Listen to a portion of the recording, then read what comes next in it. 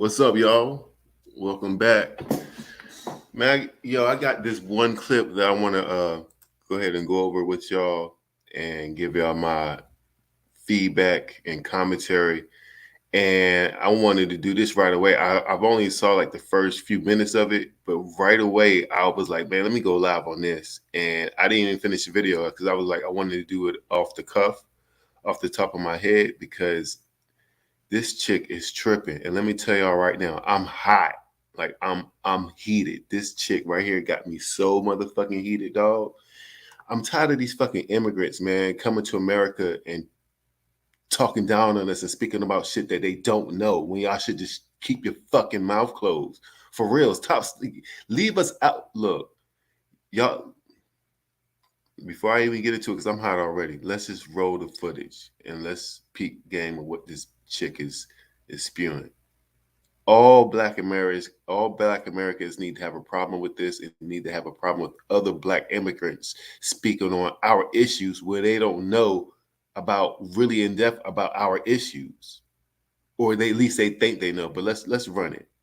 Topic is going to be a good one. Today we are discussing the state of affairs in the Black community. More specifically, our aversion to accountability, our constant gatekeeping of Blackness, and the mob mentality that seems to rear its ugly head every time someone holds a mirror to our face.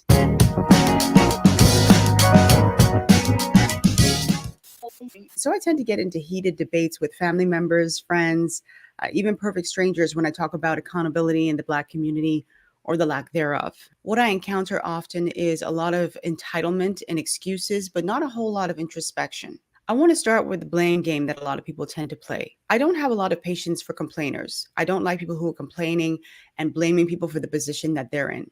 There are so many people in our community who do not believe in personal responsibility. It's always somebody else's fault. If they're in a bad state, they never look in the mirror. They never get introspective and question what role they played in the position that they're currently in. I cannot tell you how many times I hear people saying that it was mommy's fault, or it was daddy's fault, or it was the environment's fault. And yes, those things do have some bearing in your life. They do, but you cannot reach the age of Right there. I correct, because look, while I was listening to this video, because I wasn't even watching it, like my eyes wasn't even on the screen. I was doing some work while I was listening to it. But so where I initially, when I first thought this video was going, I thought she's gonna be one of them, because I don't know who this chick is. I never seen her channel or any of her videos before ever. This video came across my feed, I guess, because it's trending, or I don't know what's going on. But it came on. The title sounded interesting, so I was like, let me check it out. Let me listen to it. So at first, I initially thought she was going the way when she started out by saying, a lot of people, she hear a lot of blacks, they don't really take any, what she say, accountability and everything like that. And they start to point the blame somewhere else. I thought she was going the route of, start to talk about, this whole gender warring black women thing and how they don't take accountability. I thought she was gonna be one of those chicks, but no, she's lo and behold about to start talking about us. And so right there, I know this video was disingenuous, because how many of y'all have ever heard people out, just in your everyday life or your friends or anything like that, say it's my mom's fault or my dad's fault on a consistent basis? Like, I don't really hear that in general conversations when I'm talking to people who are doing less than, or not as fortunate as some other people, about the pitfalls in their lives. Even when I look at this dude's channel, I forgot the name of his channel, but the dude who's in downtown Atlanta, and he's always interviewing the homeless people and everything like that. The majority of people that I see he's interviewed have been women, have been black women, and more than half don't blame their parents, their mama, their dad, for even the situations that they're in of being homeless. And this is not even talking about, slavery, reparations, anything like that. They'll never talk about anything like that on that homeless channel when they're talking about their current situation. So I'm calling cap right here, and you can tell it's very biased because, of course, her name is Bahamian Gal. So I'm taking it that she's from the Bahamas and that she's now here living in the United States. And yeah, let's continue. But yeah, I already knew this. As soon as I heard this right here, I was like, I know where this is going. being in your 30s, your 40s, your 50s, and beyond, and still blaming somebody else for the predicament that you're in. There are millions of people around the world who grew up without a father in the home or a mother in the home, or sometimes both parents in the home, but they seem to succeed despite the odds. Are many born in bad environments? Absolutely. Are many born to crappy parents? You better believe it. Do you have to sometimes work 2 and 3 jobs to survive and take? Before I continue, real quick, also what I left out is that so she said what she hears a lot is that what's wrong with my position or the way that my life is today is because of my mom and my father. The reason why I thought is she was going on the single mother route or the black woman and independent woman route was because that's what we generally and mostly hear in today's society, not what she just stated and what she just said. So that's how you know that this video and her opinions are pretty much going to come from a very biased standpoint. Let's go. Take care of your family? Yes, that happens. But guess what? That's not an experience that is unique to the Black community. There are many white people who will tell you about having to work multiple jobs to put themselves through college or having to take care of their families while working or going to school. Talk to people in the Hispanic groups and they'll tell you the same. I know a guy from North Africa who's working two jobs, working around the clock just to put himself through school, and he has a family to take care of. That's what you do. We in the Black community are not unique in our struggles. Oh, let me tell you something. I can hear the critics now. Oh, but Hispanic people weren't slaves. White people weren't slaves. Were you? I've never picked cotton. I've never worked in a field. I've never been sold on a slave auction. I've never been beaten, not even by my parents. First of all right, before I address this little slavery part that she got to, she said black people, we're not unique in our struggles. Look, you may be not unique because you're from the Bahamas or wherever you come from. But yes, black people in America are unique in our struggles, even the ones who weren't alive during slavery, because we face Jim Crow, we face redlining, we face all types of obstacles that are placed in the society, in the United States and government society that pretty much is, a dilemma and prohibits from black people from achieving at a higher rate than our white counterparts. Now, of course, I'm not giving any excuses as for a black person who lives in America whose current, situation at hand, because yes, we still can achieve. It's just our struggle is always harder than anyone else's, any other ethnic group in America, just because we're simply black and because of what we do continue to go through. Like I hate, this is getting me hot. This is getting me real hot because these motherfucking immigrants, these black immigrants, get over here and start speaking about shit, and you can tell it's gonna be very biased, and we're gonna see how the video turns out because, like I said, I didn't finish this video. I have a very great feeling that the jealousy somewhere that she has for us is gonna spill out in this video somewhere. It hasn't reared its head yet, but I have a great feeling that it does, because what's the purpose of this whole video? Like, where is this coming from?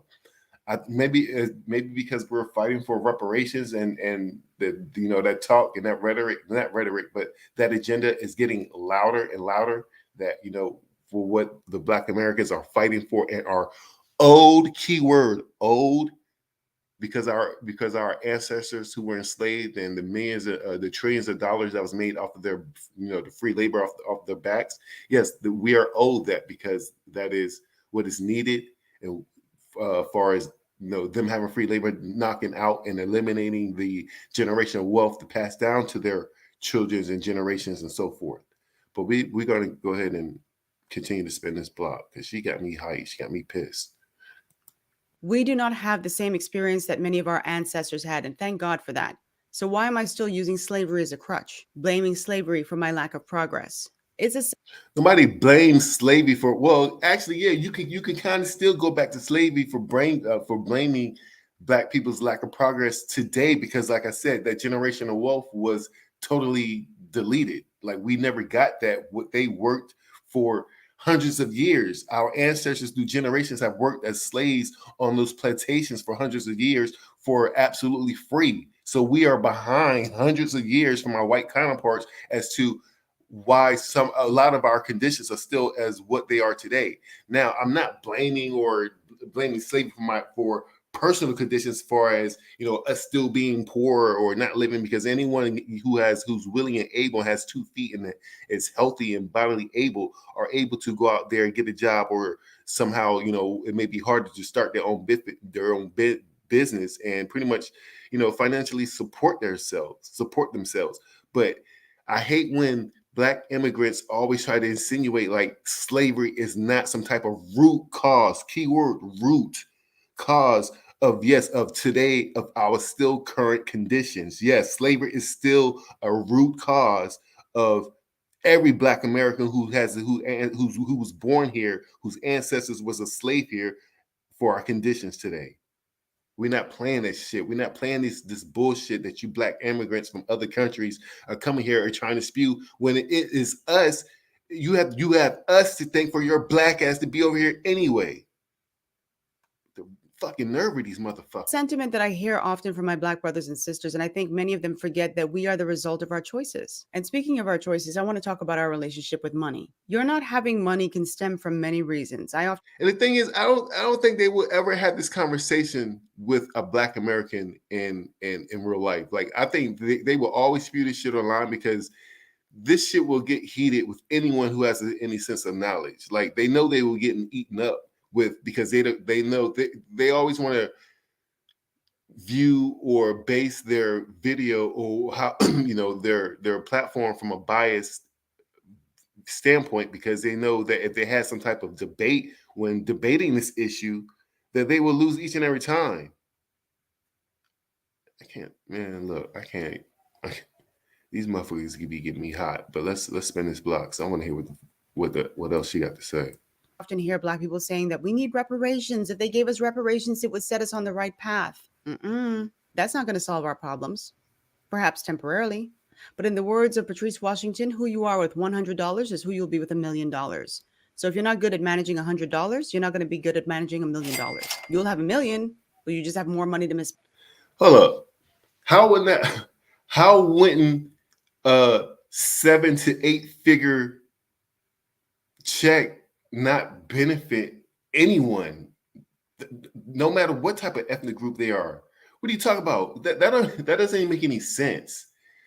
If you give me 7 figures right now, 8 figures right now, I will never, because I'm the type of person who would know what to do with that money and flip it. But this is the type of talk that I'm talking about. They make it seem like that just because Black people are in the situation that they're in, if they're not financially secure, that for some reason or not, they're not going to know what to do with the money.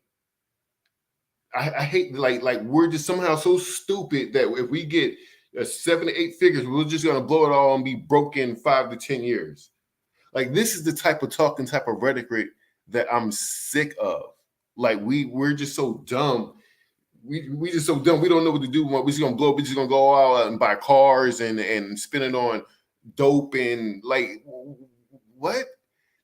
This is, you're insulting our intelligence. Like, if we were to get life-changing money, we wouldn't know what to do with it. Black America will be so rich. It will be so, man, the economy itself within a 10-year period time frame will go from, let's just say, for an example, it will go from 1 trillion GDP just on Black people alone, Black community alone, to about 4 to 5 trillion GDP. So many businesses will be created out of all of the money that's given to us, and will be flourishing because we don't have to depend on banks for a loan and things of that nature. But I'm tired of rhetoric like Black Americans is just so dumb we wouldn't even know what to do with a larger amount of money. Like, we would just go broke within a 5-10 year period because we just so stupid. Every Black American who's from America has ancestors were slaves should be insulted by this type of talk, and a lot of them talk this way. Let's go. Manage. I often hear many people in my community saying, well, I didn't come from money. I didn't have the right parents. I didn't have the right last name. Okay, could have fooled me. If you look at our spending habits, it seems that we prefer to appear being rich than actually being rich. I remember I used to work with a woman who used to clown me all the time for having cheap purses. So I still shop at like TJ Maxx and Marshalls and Ross and all those other stores, right? Because to me, a purse is just something to carry around my goods. I didn't want to put too much money into buying these things that had no value at the end of the day. And guess what? I didn't care. I had money though. And that same woman who used to clown me all the time would ask me, hey, you got a couple dollars? I need some money for my gas. What? Priorities. You know what the problem is? We're too focused on looking good. We want to look good for people. We want to look good for each other on Instagram and online. We want to look good for them. But you know what looks good? A fat bank account. Let me quickly add that I am not rich, but let me tell you something what I do know. Tough times are always lurking around the corner, so I act accordingly. Another thing that I often hear in the Black community is, I don't know how to save money. My parents never taught me how to save money. What's wrong with looking good? I mean, I kind of see where she's. I guess I kind of see where she was trying to come from. I guess if she, but she didn't get specific. Far as I guess if the everyday Black person who's working paycheck to paycheck, if he's chasing designer clothing and spending most of his money when he really doesn't have a pot to piss in or have any type of ownership in anything far as assets, then yeah, if he spend his money on designer clothing trying to chase that type of that lifestyle, then yeah, that's a problem. But right now in 2023, in today's society, what we see going on online, how just your average Black person in the hood is just stepping outside and how they're looking. Yes, the way you look is very important. You want to look your best, and we're tired. We are tired of seeing people stepping out the house looking like they just woke up and just stepped out the house. But look, clothing be looking like borderline like they got pajamas on with the bonnets and with the house slippers. Yeah, we want people to look their best when they're stepping out the house. What? I don't understand what's wrong with a person valuing their appearance and wanting to put a valued effort in looking their best on an everyday basis. Why is that a problem? That shouldn't be a problem. I mean, that if anything, what that's what you want. You want to present yourself in the best way, shape, form possible in life, especially when you're going out in the public in the public's eye. Because shit, you don't know what can happen in the public. Anything can happen in the public.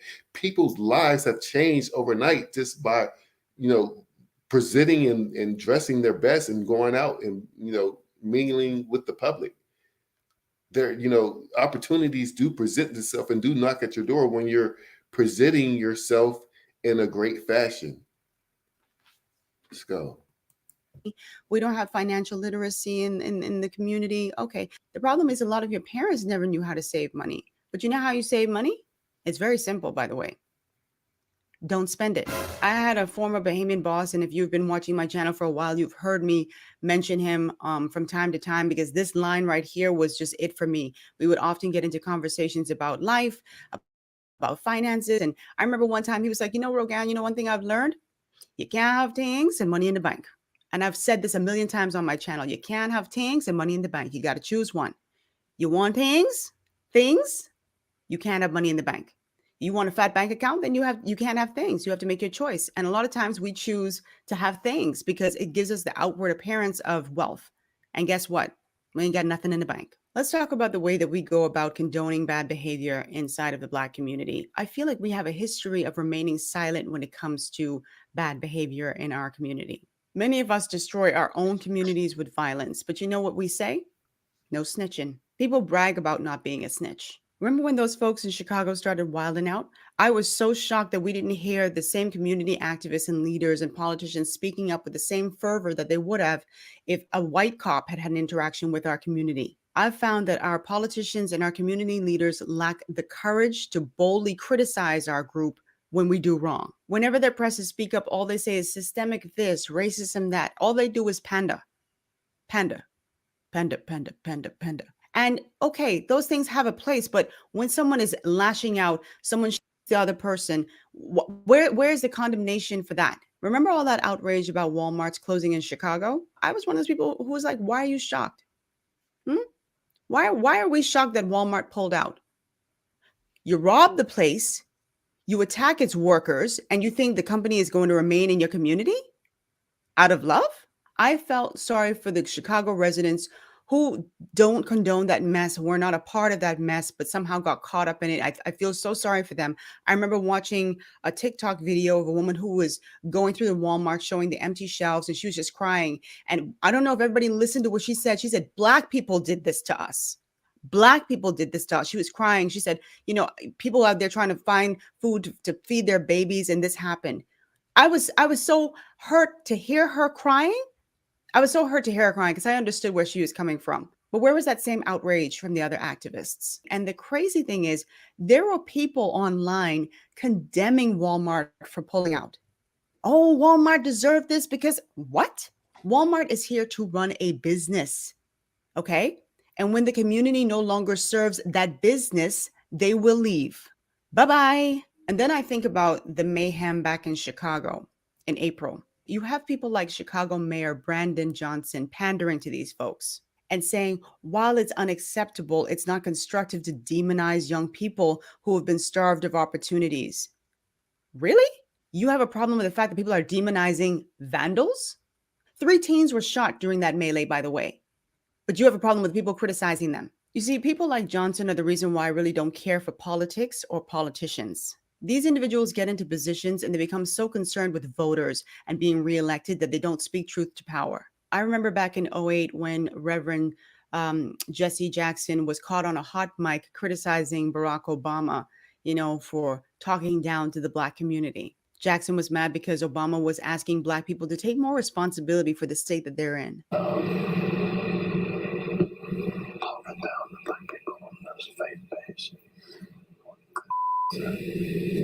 Did you see the little cutting action? Well, you couldn't see it because he did it down below. But see, that is a sentiment that has us in the predicament that we're in right now. Next, I want to talk about gatekeeping Blackness. I don't know who appointed some of these folks, the arbiters of Blackness, what is Black, what is not Black, but it needs to stop right now.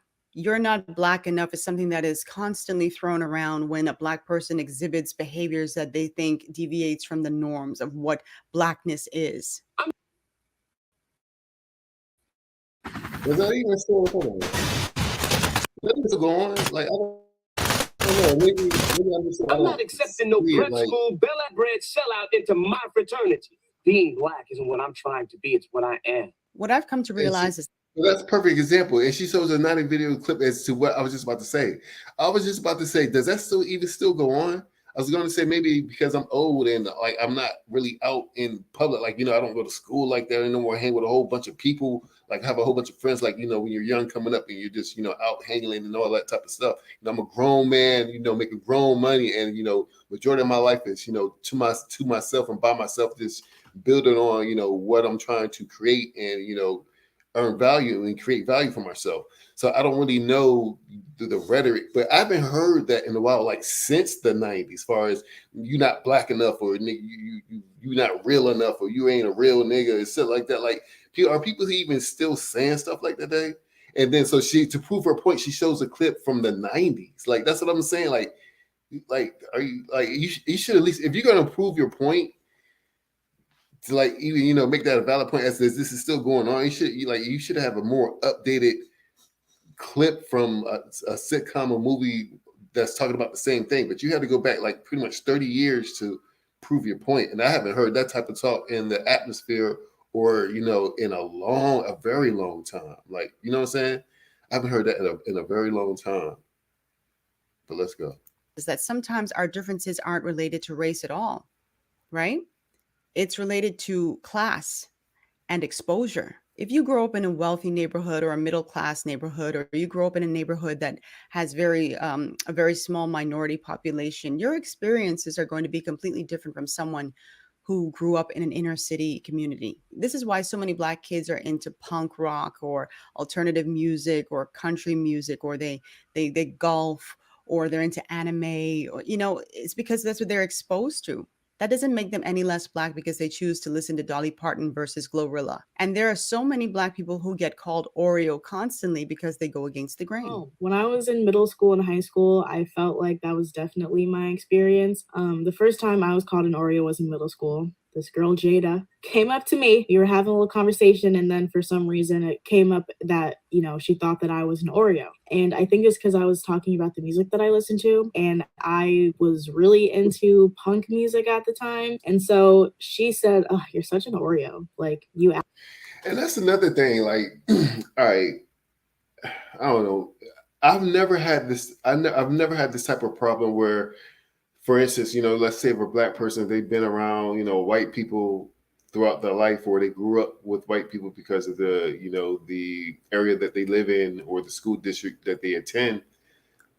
Because myself, I grew up half of my life when I was coming up as a kid and everything like that. Well, the majority, all the schools I went to were mixed. It was, white, Black, Spanish. I've never went to a predominantly black school. Well, except for once when I was in high school, it was still mixed, but it was more black people there than anything. But the area was still, it was a nice, middle class type district, but it was still, a lot of in this Silver Spring, Maryland. If y'all know about Silver Spring, Maryland, you know what I'm talking about. It's nice district, but it was a lot of predominantly black people who who attended the school.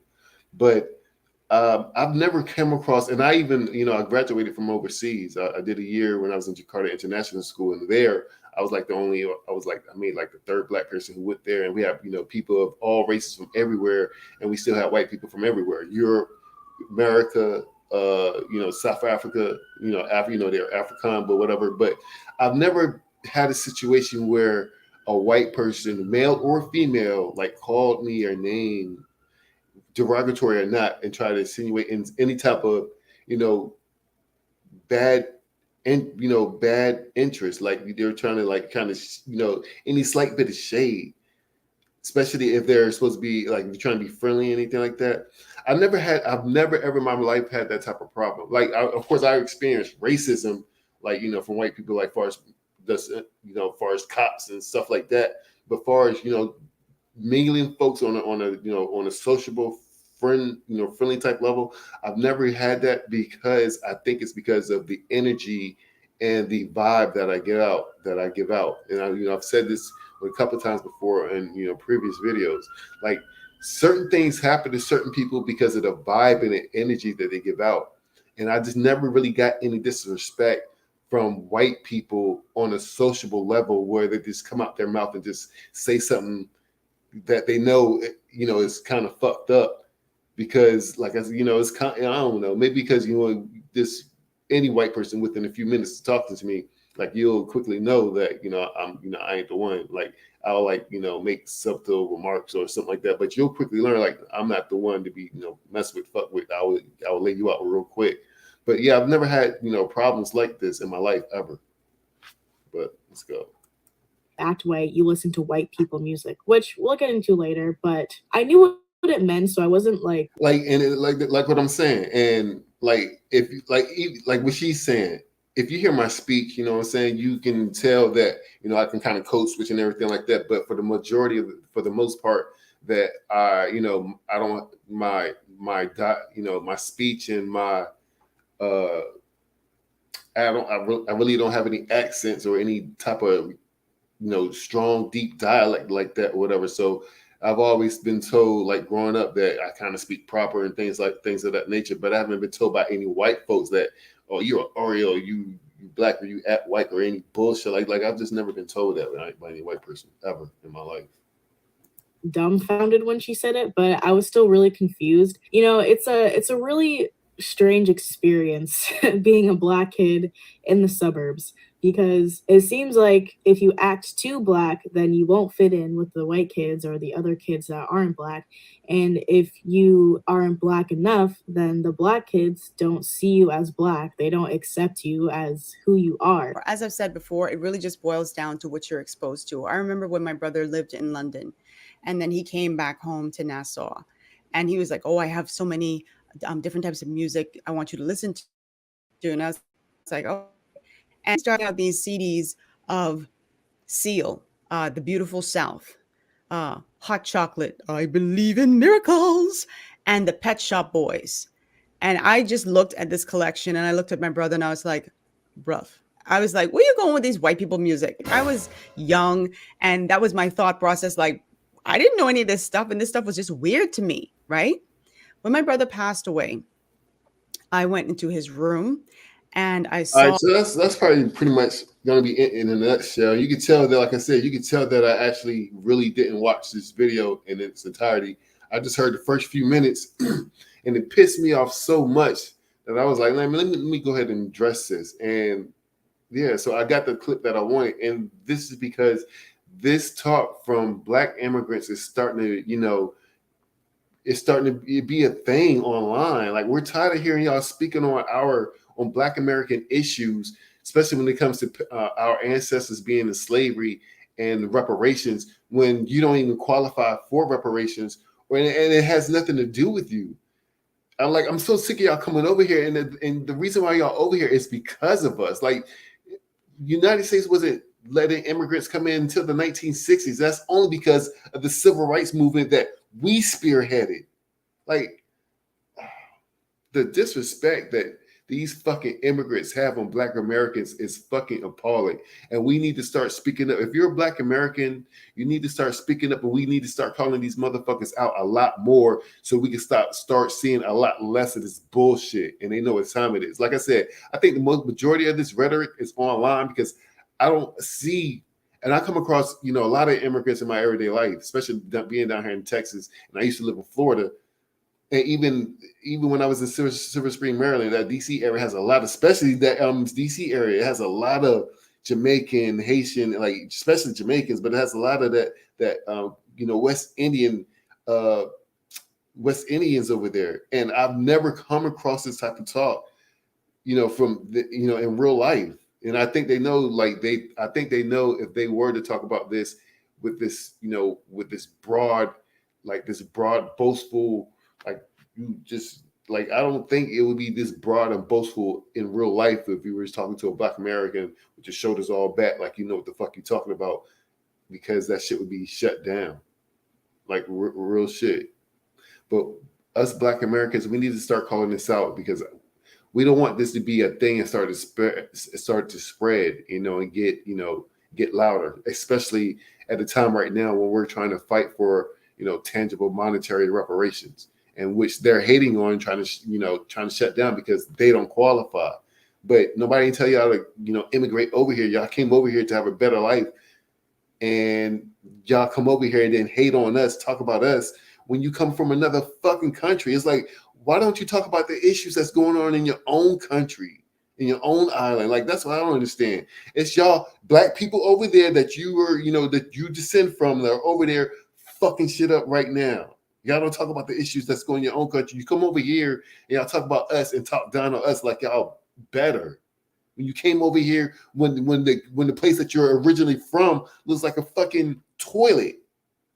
I've been to a few West Indian Caribbean countries. I've been overseas.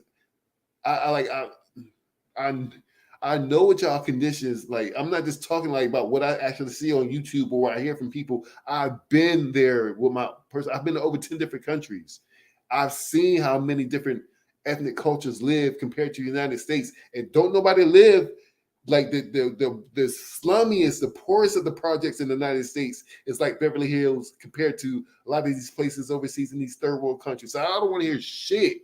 Y'all come over here, y'all talk down on us when y'all from these motherfucking sewers that look like that. I would rather stay in the sewage of fucking New York City than being over there in the fucking hood, in the slums over there. Like, cause that shit is over there is repugnant. Like the stench. Don't matter where you go overseas in those third world countries, when they're pretty much got their slums, they're living up pretty much outside and got these shacks, these rickety shacks are just built out of aluminum and tin and straw and like, because they don't have any bathroom type system. They have they're shitting outside and shit. Like, man, look, don't get me started. I seen how y'all live. I really do. And y'all burn y'all garbage over there like this. Y'all, the stench, the air is so repugnant. It just it takes a lot. It takes a lot of. If you're American, it takes a lot of getting used to smelling their air over there compared to ours.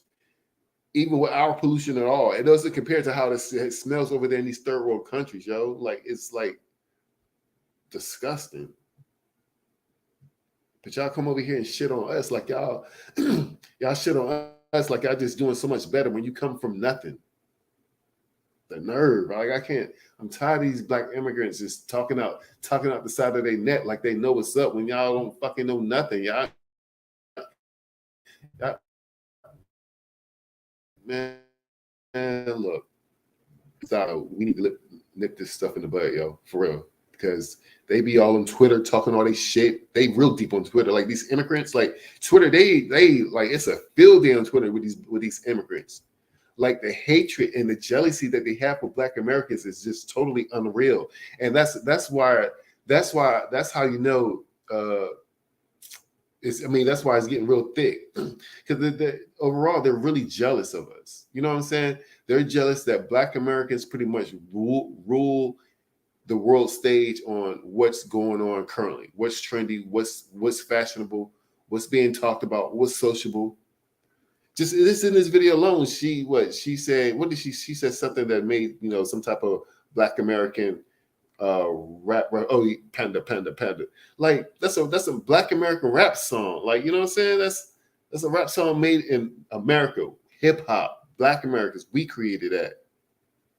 Like y'all don't have, y'all culture is pretty much by default our culture, because y'all don't even support by the majority of your own tradition of music. Like what's you know, what's going on in the Bahamas? What music do y'all do? Do y'all rock? Do y'all innovate? Do y'all create? Do y'all produce that I heard of, or that I hear of, or that y'all even yourselves like put on?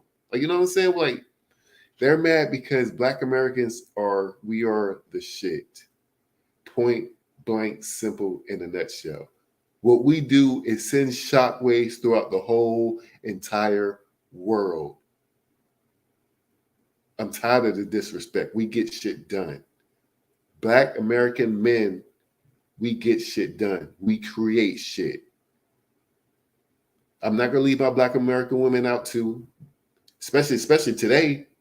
A lot of these trends, what's going on today is because of the Black American woman. Show us some fucking respect. A lot of what's going on, a lot of your verbiage is because of the Black American woman and what they make popular, what they get to pop off, what they make trendy, what they make fashionable. Y'all hate because we the shit. I mean, admit it. Admit why the hatred really is seeping in your blood. And don't hate, it's like congratulate it. Because at the end of the day, all Black groups, ethnic groups, no matter where you're from, will benefit off of it anyway, if you just embrace it. But y'all want to embrace the culture, our culture, what we create and build, but shit on us as a people at the same time. And it's fucked up and it ain't right. And we never done that to y'all because we never really cared. Like we if anything, when y'all first started to immigrate over here in the 60s, 70s and everything like that, we embraced y'all motherfuckers. Like we wanted y'all to come over here. We wanted to flood the United States with Black people. But y'all came over here and thought y'all was better and started shitting on us. When all we did was embrace y'all with open arms in this motherfucker. God, man, the utter disrespect that a lot of these immigrants have, and it's not all at all. It's not all. I've met a lot of cool Black immigrants who were really down with us and really cool with us. But it's just, you just see a lot of this going on today, though. You really do see a lot of hatred from Black immigrants from all walks of life, no matter where they're from, Africa or the West Indies. Like the hatred, like it's like, why do all y'all from all these different places collectively have so much hatred towards us? When all we did was embrace y'all, love y'all. But at the same time, it's like, all right, now do what you do. We don't give a fuck about what y'all do, but for some reason, y'all give a whole hell of a lot about what we do and how we do it. Like, guy, like only now on YouTube, like within the past 3 to 4 years, you start to see some Black Americans speaking out and talking about, Black immigrants and, the pros and cons and the hatred or the likes and similarities, whatever. Pretty much, this the talk that most Black Americans are starting to now speak out on. But y'all been talking about, like, y'all been doing this on us for a while, and we just starting to speak up about it because we just tired of this. We just tired of the disrespect. We're not going for it at all. At all. I don't even understand how come y'all just don't get behind us on this whole reparation issue. Because when we get it, it's only going to benefit y'all in the long run. Like, the hatred, I don't get. And then the mind-boggling thing is that y'all over here in the United States doing it. It's ridiculous. You're in the United States doing it. But I'm gonna land my plane there. I ain't gonna continue. I got another video that I'm gonna do, another live I'm gonna do. So come on back, like, comment, subscribe, man. If you're Black American, please comment, land. Let me let y'all know. Let me know what y'all think about this issue. What y'all think about what y'all start to see with these Black immigrants and what they're doing, and saying about us. When like I said, a lot of this stuff has nothing to do with them at all, and we don't really give a fuck about them and talk about what they do, how they do it, and anything like that, because we don't care about, like, that's what I'm saying. We don't care about y'all. Maybe that's the thing. Maybe that's just what it, because we don't talk about y'all and y'all countries and what y'all do. We don't focus on what y'all trying to do, how y'all trying to do, because y'all ain't got nothing going on. That's probably why, and that's where the hatred and the jealousy comes in, because they don't have nothing going on. Like, what do y'all have? Like, what does anybody Black who's not a Black American, what do y'all have going on in y'all countries that we collectively know that's popping off of what's going on in the world that we can just sit here and just chop it up about? Nothing. But y'all come over here and want to talk about us. Want y'all, it's utterly ridiculous. It's ridiculous, dog. It's ridiculous. That's how you know it's hate and jealousy, because y'all have nothing going on or popping off in y'all country that y'all can be proud about, or to, hold this person up as some type of person to be inspired from your home country.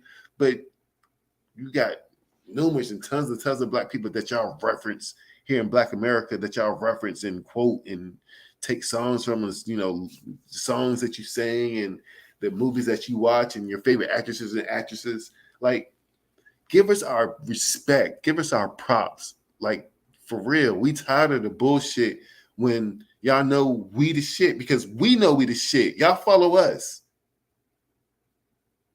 Y'all follow us and want to talk down on a leader. Like, what the fuck? Like, comment, subscribe. Let me know what y'all think, man. This shit still got me pissed every time I think about it, but I'm out. Holla.